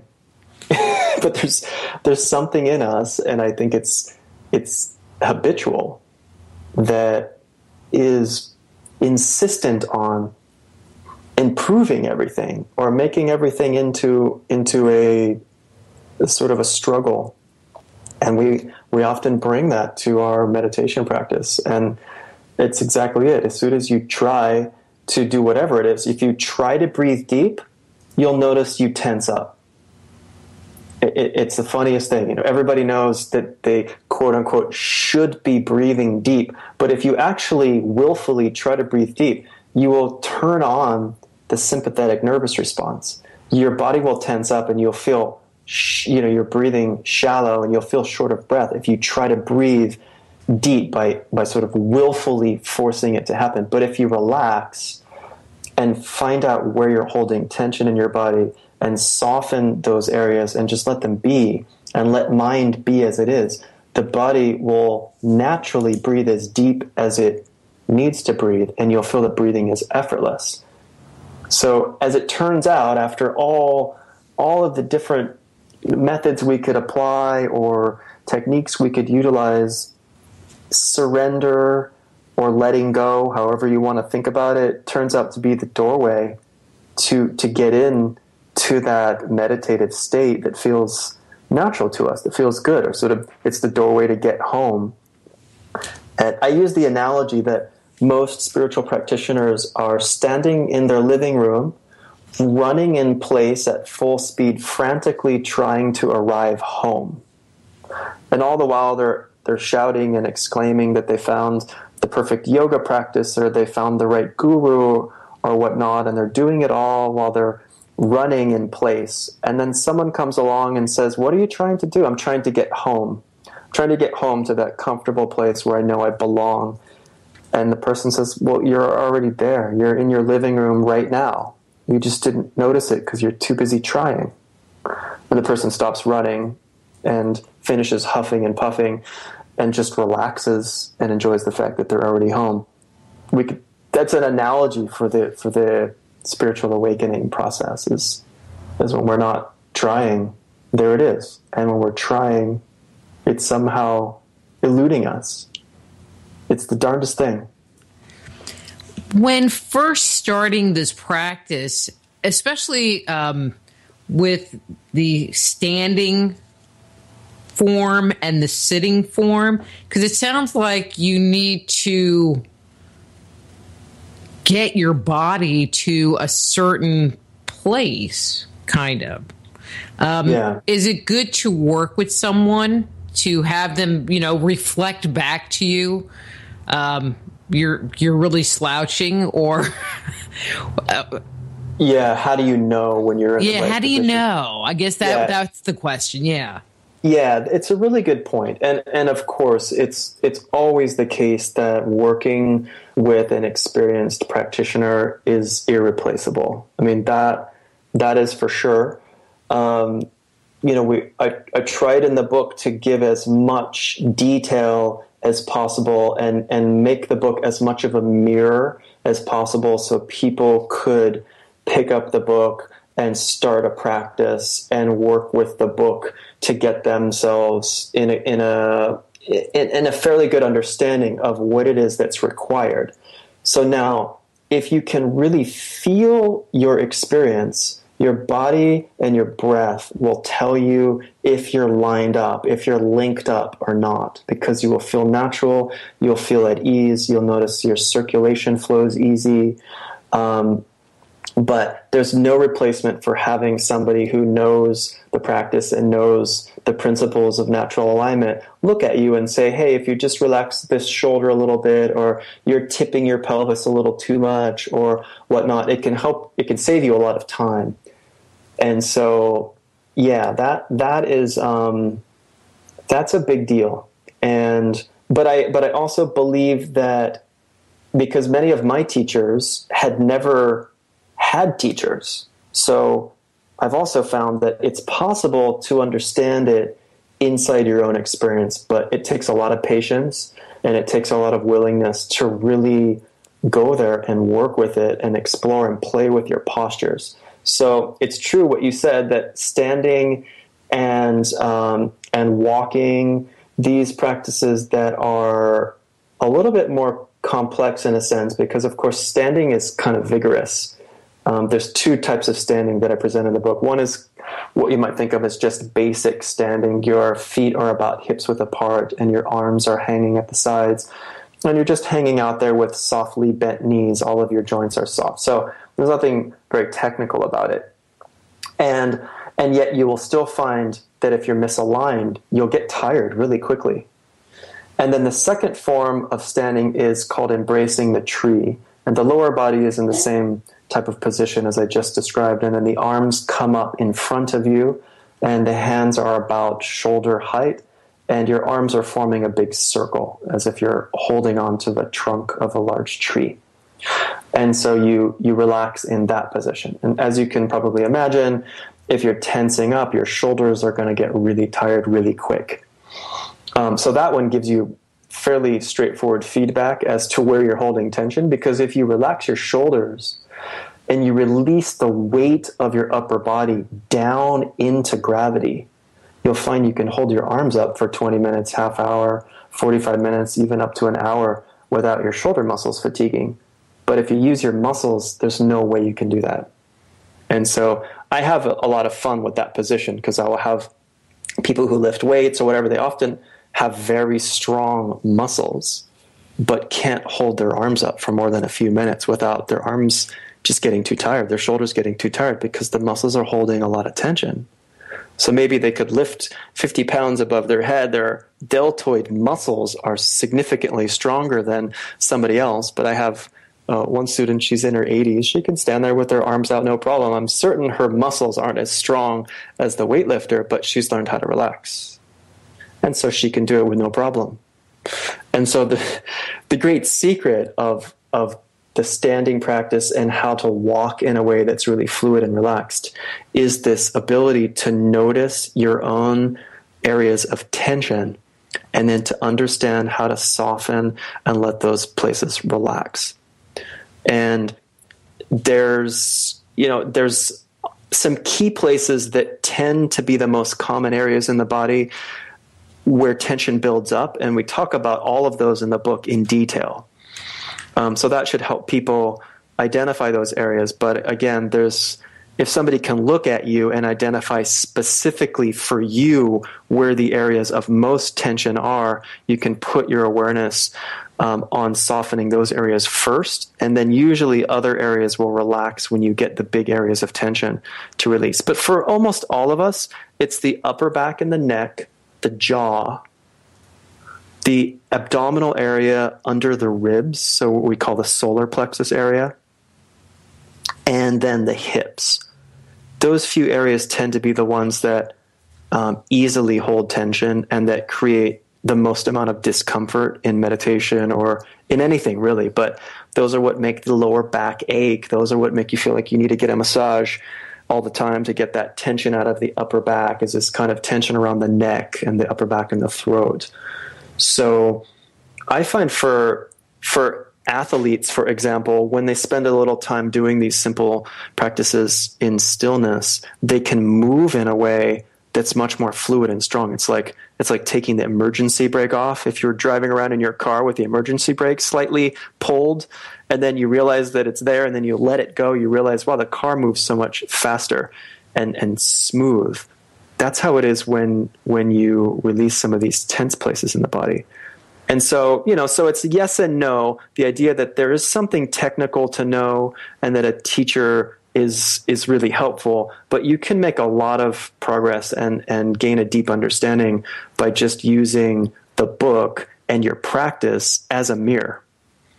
And then on top of that, just as one other thing people can do at home is that I tell people, do get out of the shower yoga. So, or anytime you don't have your clothes on. So you get out of the shower, look in the mirror at your basic standing posture, and just observe yourself. Which parts of your body look like they're holding tension? Where do you see in your body that is not, that's not lining up with gravity? And see if by looking in the mirror you can identify some of those places and then pay attention and be able to relax those areas. And it can be really helpful. Sometimes people say, I just look in the mirror, I don't really see any tension. So sometimes people don't really see it, but a lot of times people will notice things that they couldn't feel in their body, but they could see with their eyes. And that helps them make the connection. And then they can start understanding how to relax it in their body. What you're saying almost sounds counterintuitive to what we are normally taught. If you feel a tension, you're supposed to massage it or exercise it or work it out in order to gain the flexibility or to be able to open it up more fully, where what you're saying is you do nothing and be aware.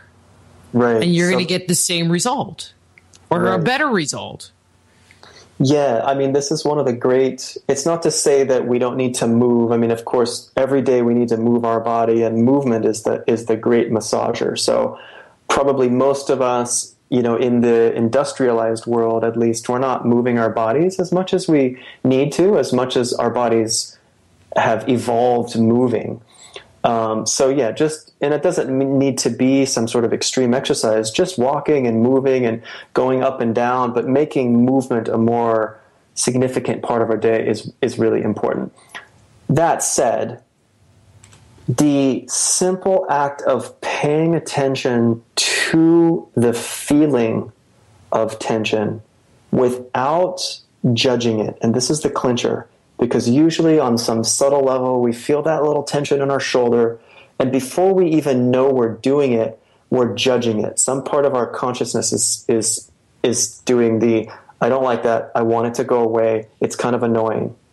And that is the sort of misuse of the consciousness. If we could bring the consciousness to that place and look at it with this sense of openness, I tell people, if you forget what that means, imagine how the sun shines on anything, right? How it shines on a tree, or how it shines on a squirrel, how it shines on, a first grader crossing the street, or how it shines on a guy who just robbed a bank. It doesn't have any preference. It doesn't have any judgment. It just illuminates, and it warms the bank robber just the same as it warms the kid crossing the street. And so, it's kind of a silly analogy, but the idea is that your awareness, let it shine on whatever it is you're feeling with this sense of warmth and the sense of acceptance. And that type of awareness allows tension to dissolve. But we have to be really honest with ourselves. This is like the student who was wanting her joint pain to go away, and she said she's just aware of it, but she's aware of it with the constant sort of a contingency that it will go away. And that's a kind of judgment. And you can't trick the body. You can't trick tension. If you truly accept it and acknowledge it without any wish for it to be gone, it will dissolve. And so, this is the great secret of the power of awareness. Right? This is if there's a secret in the entire universe, this is the secret, is that awareness, when it's left in its natural state, which is without judgment, just luminous and warm, it transforms everything it touches. And whatever it touches self-resolves. In the tradition of Indian yoga, there's the imagery of Shiva and Shakti. And I think we actually talked about this in the last show in terms of the mudras, because we did one of the mudras for Shiva Linga. And it's beautiful imagery. But you have this image of these two who are partners, Shiva and Shakti. And she represents all of the manifestations of energy, all of the appearances and phenomenon, everything that could possibly happen. And he represents the pure quality of basic luminous awareness. And they're totally into each other. They're totally in love with each other. And so they represent Shakti as the dancer, and they represent Shiva as the awareness that's totally delighted by whatever dance that Shakti does. And she's totally free to dance, and he's totally free to be aware, and each just loves doing what they do. And so there's this idea that even tension is one of Shakti's dances. Because as we talked about earlier, tension is what? Well, it's molecules. What are molecules? Atoms. What are atoms? This subatomic vibration energy thing. So if we can let it be and let awareness just appreciate, and that might sound silly or funny, appreciate my tension, but yeah, appreciate it, befriend it. And then watch how it dances, watch how it dissolves and changes. And I've had people who have had pain in their body for years, decades, in one session of practicing this type of being aware, allowing the sensation to be as it is, letting it change freely. Some knot in their body just dissolves and doesn't come back. And they've maybe tried all sides of the massage or different things. All those modalities are fantastic, but sometimes there's pains in our body that no modality will touch.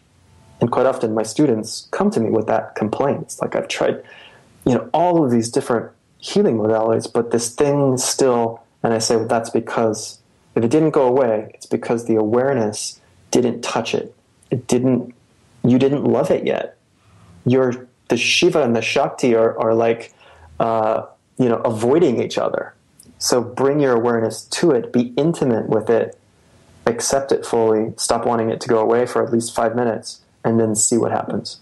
And so often but I think that concept of loving it is so important. Yeah. Because so often we want to push it away. We want to get rid of it.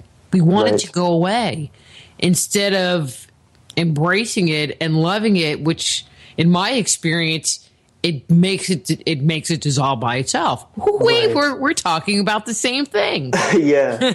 I mean, it's like, it's magical. I mean, it's just, I can't get over, as you can tell. It's something I can't stop talking about. It's the most fantastic discovery, I think, is that this awareness is naturally luminous and warm, and whatever it shines on, there's this beautiful relationship. And it's innate. It's not like you have to go to school for 10 years or live in an ashram in India forever to get that. It's totally available right here in broad daylight, wherever you are. That's available. You just have to recognize it. And then this immense power of healing and transformation is just happening inside of you. And I think we could boil healing down, just the healing part of it, to loving what hasn't been loved yet. Whether that's relational or ancestral or emotional or physical or whatever it is, that if we're still working with it, something hasn't healed yet, it means that awareness hasn't loved it yet. We haven't loved it yet. What a simple solution. What about dialoguing with the tension? I mean, I know we're just relaxing and contemplating and being with whatever is going on. But if something is coming up, do we want to engage it, or do we want to just let it do what it's going to do? Yeah, that's a question that students often ask, or they usually just ask, how do I engage it? And so there's an assumption there. So I like that you asked, should we or shouldn't we? And the answer is that if you engage it in any way, then you create this kind of stickiness. And so you're always going to engage it with either negativity or positivity. And so, in the classic writings in most spiritual traditions, whether it's Taoism or Buddhism or non-dual Tantrism, there's some poignant axiom that always points out that there's two mistakes you can make. One of them is, on one side, you engage it positively. On the other side, you engage it negatively. And both of those create a kind of stickiness. And they point to what in Buddhism is called the middle way, right? Or it's often called openness, which is that openness doesn't stick to anything. And when awareness gets colored by positive or negative, it sticks. It always has an agenda, right? And so this is what I often call jumping in the pool with a drowning person. It's sort of like if you jump in the pool with your tension and you try to, because when you engage it, you always have an agenda. You always have a point of view. You always have an angle. And that angle is always based in wanting to change it somehow. And you just sort of drown with it. And so that's one of the classic mistakes. And so, again, it's a funny pickle, because what is there between positive and negative? There's this neutral space. There's this, what we would call openness. Sometimes it's called equanimity. So, back to the analogy of the sky isn't necessarily having a dialogue or engaging positive or negative with the weather. The weather comes and goes, and the sky doesn't stick to the cloud. It doesn't either push it away or grab onto it. And our awareness, pure awareness, is just like that. It has this quality of natural neutrality, natural luminous open. So this is why I said earlier, especially with things like trauma, there doesn't necessarily even need to be an understanding. Just to be able to feel what our experience is actually like and let it be, That's enough. And when we notice awareness goes to its conditioned state, which is needing to know, needing to figure it out, needing to understand, being either positive or negative about it. And positive is just as big of a mistake as negative, by the way. This is kind of debunking a big misunderstanding in the spiritual world, that sort of to be positive is sort of the goal. Not at all. You could sort of get stuck in a cycle of blissing out, or sort of being what I would call pathologically positive. Right? There are always the flip side of that is a deep sense of depression or negativity that you're repressing, because it's not natural. So when we do this practice, we start to realize that the positive and negative, the sort of happy and sad, or the pleasurable and the painful, they all sort of come and go like night and day. And we give them equal respect. And that's how we find a sense of freedom, and that's how we embody our awakened state. So, I mean, and not to discount, I just want to make it clear, as we said earlier, that there's a place for healing modalities of all kinds. And so I do feel it's very important to dialogue literally with people who can help you see yourself better, right? So having a dialogue with a counselor or a friend or a therapist, that's really powerful stuff. And just dialogue with the people in our life. But when it comes to this meditative practice and our inner experience, usually that dialogue creates another few levels of complexity, and it has its own tension built into it. It's almost never productive. Because we have a little over 10 minutes, about 10, we'll say 10 minutes, because I'm always behind. How do we put this all together? Do we pick one of the styles? Do we practice sitting? Do we practice laying down? Do we practice walking? By picking one and working on that? Do we try doing all four at the same time? Kind of give some guidance in that way. Yeah. So the last section of the book is the section on how to put it all together. So one of the ways that I talk about it in the book is to have a time frame that's realistic for you. So you would say, okay, this is going to be my formal practice, and I'm going to allot, let's just say 20 minutes. You've decided that 20 minutes is the realistic amount of time you can do each day. It's important to work with something with continuity. So I often encourage people to do less time if they're concerned that they might not be able to fulfill their formal practice. So we want it to be relatively easy. So let's say it's 20 minutes. Okay, so there are two basic ways of approaching that. One is just to see which of the four dignities you want to play with for that 20 minutes and set some amount of weeks that you're going to do that. Let's just say you're going to do it for 4 weeks. So you're going to do 4 weeks. Let's say you pick standing. And of the two standing postures, you pick the basic, simple standing position. So for 20 minutes a day, you're going to do that basic standing position. You're going to do that for 4 weeks, so you gain some insight into what standing is like. So one way of going about it is that you go one by one and experience each one of them with a little bit more emphasis and in-depth time.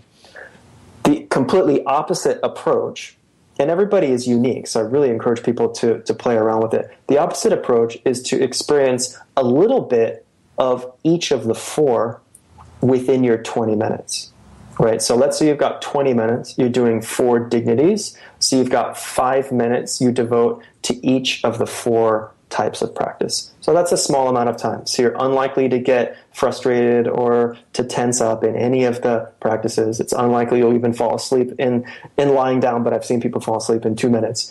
But in this way, that would give you a chance to work with and gain kind of an overview for a month of each of the 4. And in the book, I call this the root sequence. So I would encourage people to start, if they're going to do it that way, they would do walking, then standing, then sitting, then lying down. And then at the end of that, there's what we call the closing sequence.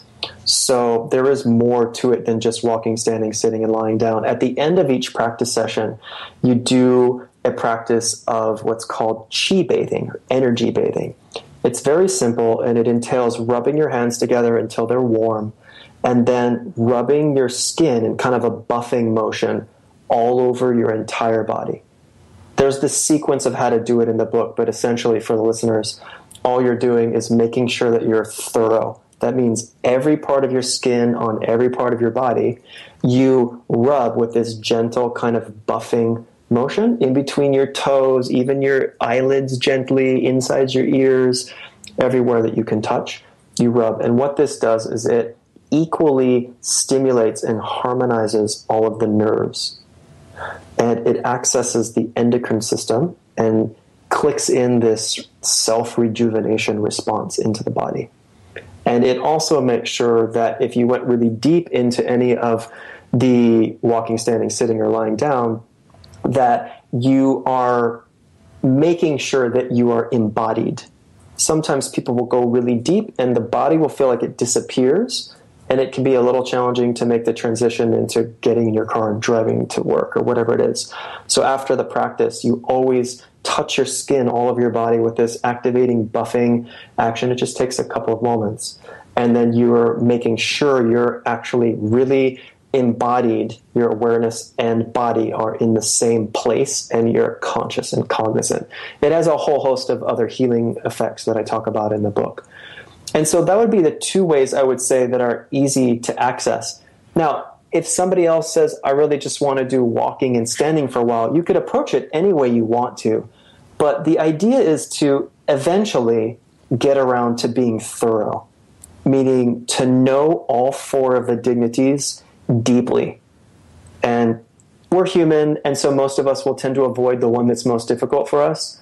So they're specifically very easy and don't require any particular level of flexibility or strength, so there's no excuse, unlike with other practices that might be difficult to touch your toes in yoga or do 108 postures of Tai Chi or something. There's no excuse. Everybody can walk, stand, sit, or lie down. Even I've had people, well, I'm in a wheelchair. I'm like, okay, you can do your seated practice in the wheelchair, pick yourself out of the wheelchair and lie down. If you truly can't lie down, then that's okay. You skip lying down. But and your walking is actually doing it in the wheelchair. So it was really cool to develop that for somebody. So there's always a way to figure out how to work with all of the four. But the idea is to get deep exposure to how you actually feel and how you actually breathe in these four basic positions. And what you learn about yourself is revolutionary. And then as people establish that practice, they can increase the time. And so then they could increase the total time. Let's say somebody's going to double their time and do 40 minutes. So if they're going to do 40 minutes of four dignities, then they have 10 minutes in each posture. If they're going to do a month or so of one posture, it means, can you do that one meditation for 40 minutes? So for a lot of people, that's within their capacity. For some people, that will be too much. So then you sort of slowly build up. 40 minutes of standing would be challenging for a lot of people. 40 minutes of walking might be challenging for some people. 40 minutes of lying down without falling asleep might be really challenging for some people.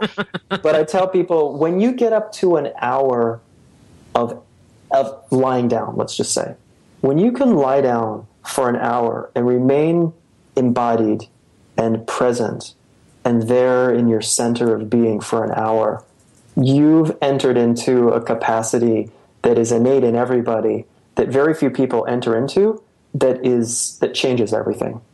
And you have a skill now that you can use anytime. There might be times in your life when you can't sleep a full night, but if you know you can lie down for an hour and go deep into that relaxed state of being, you can heal yourself and maybe not get a cold. You can rejuvenate yourself when you don't have the time to sleep. It's finals week.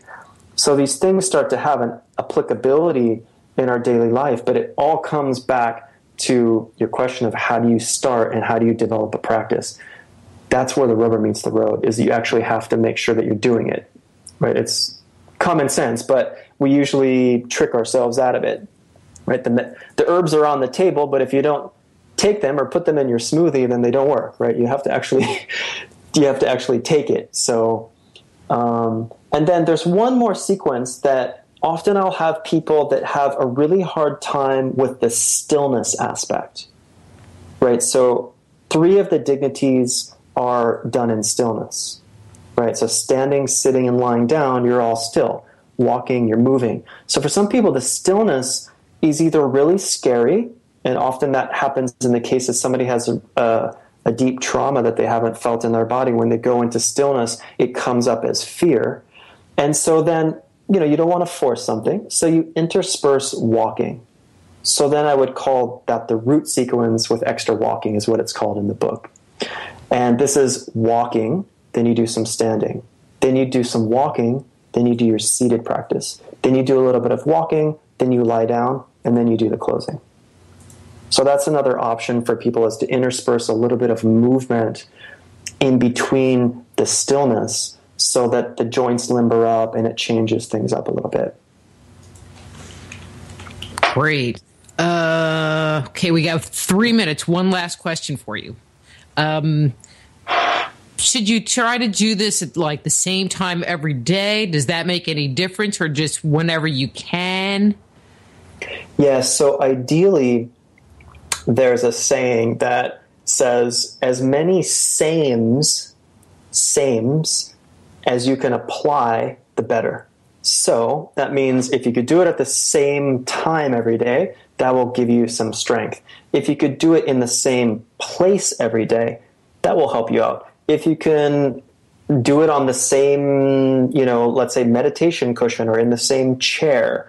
So these types of things that are familiar for you, they help to build up the continuity of your practice. Now, I have to say that it's not an excuse to not practice if you don't have the ability to make it the same time or use the same cushion. That can come from inside. It's just helping you. So if you can pick a time every day that you do the practice in the same place, that's gonna help you build your practice. But for a lot of people, that's not convenient. I have a lot of students, they travel for business. There's no way they could do it at the same time. Half the time they're on an airplane.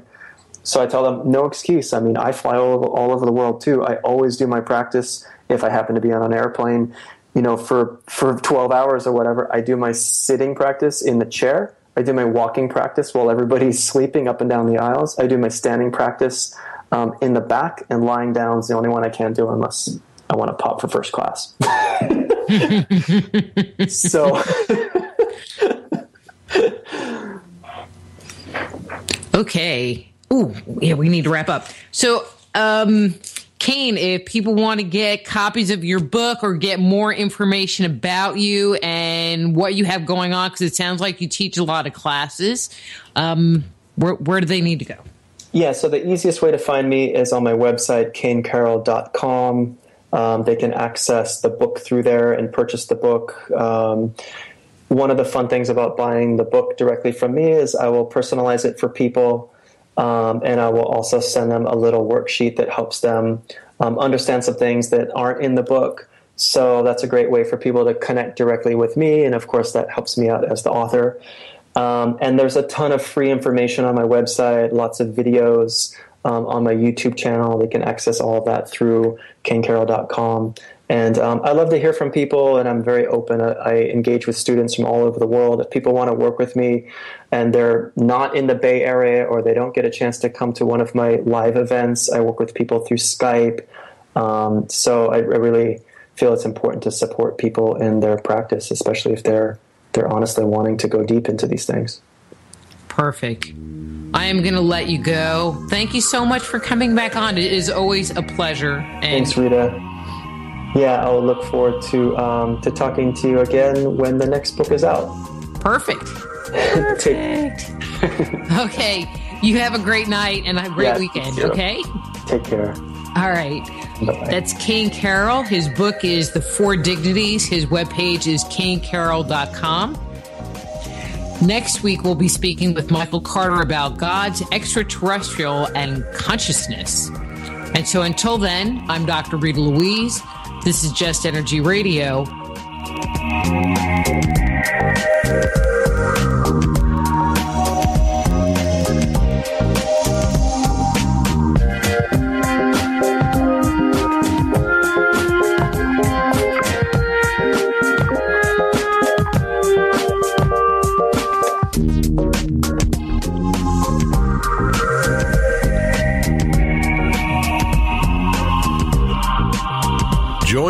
Dr. Rita Louise each week at this time for Just Energy Radio. Point your browser to www.justenergyradio.com for more show information and to contact Dr. Rita. Until next time, remember, it's all just energy.